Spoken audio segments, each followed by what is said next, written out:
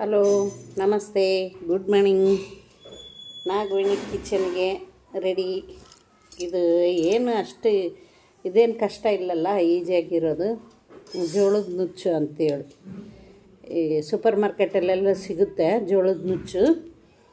ಅದು ನಿನ್ನೆ ನೈಟೇ ನೆನೆ ಹಾಕಿ ಇವತ್ತು ಬೆಳಿಗ್ಗೆ 1ಕ್ಕೆ 5 ಕಪ್ ನೀರು ಹಾಕಿ ಇದೆ. ಕಾಣಿಸ್ತಾ ಇದೆಯಾ? ಜೋಳದ ನುಚ್ಚಿದೆ, ಕಾಣಿಸ್ತಾ ಇದೆಯಾ? 1ಕ್ಕೆ 5 ನೀರು ಹಾಕಿ ಒಂದು 5-6 ಸೀಟಿ ಹೊಡೆಸ್ಬೇಕು. ಜೋಳದ ನುಚ್ಚು, ಮಟನ್ ಕರಿ ಇದೆ. ಮಟನ್ ಕರಿ ಅಂದರೆ ಗ್ರೇವಿ, ಮಟನ್ ಗ್ರೇವಿ, ಮಟನಿಂದು ಕುರಿದು ಮಟನ್ ಗ್ರೇವಿ. ಇದು ಜೋಳದ ನುಚ್ಚಿಗೆ ತುಂಬ ಚೆನ್ನಾಗಿರುತ್ತೆ. ಚಿಕನ್ ಫ್ರೈ, ಮಾವಿನಕಾಯಿ ಚಟ್ನಿ, ಬಿಸಿ ಉಪ್ಪಿನಕಾಯಿ ಅಂತಾರಲ್ಲ ಅದು. ಇದು ಬಿಸಿ ಉಪ್ಪಿನಕಾಯಿ, ಚಿಕನ್ ಫ್ರೈ, ಮಟನ್ ಗ್ರೇವಿ, ಜೋಳದ ನುಚ್ಚು.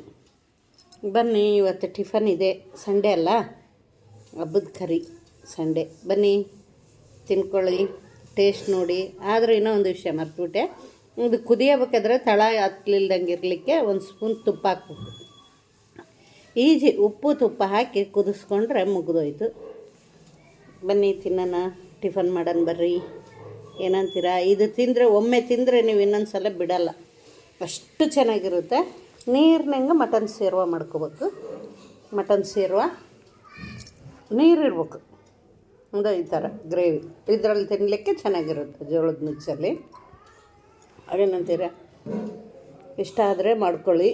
ಮುಂದಿನ ವಾರ ಸಬ್ಸ್ಕ್ರೈಬ್ ಮಾಡ್ಕೊಳ್ಳಿ, ಲೈಕ್ ಮಾಡಿ, ಹೆಂಗಿದೆ ಅನ್ನೋದು ಕಮೆಂಟ್ ಮಾಡಿ. ಏನಂತೀರಾ? ತಿನ್ನಿ. ಆಂಟಿ ಮಾಡಿರೋದು ನುಚ್ಚು, ಮಟನ್ ಗ್ರೇವಿ. ಬಾಯ್.